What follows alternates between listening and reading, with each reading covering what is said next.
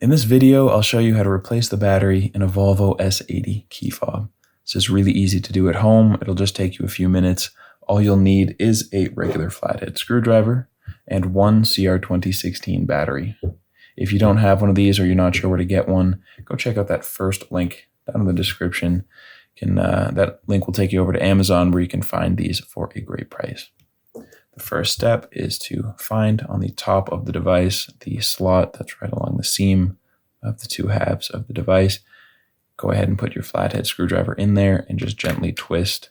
That will open up the key fob. Pull it apart. See the battery's just coming right out. If yours is kind of stuck in there, you're just going to gently pry it out with the corner of your flathead screwdriver. Otherwise, just dump it out.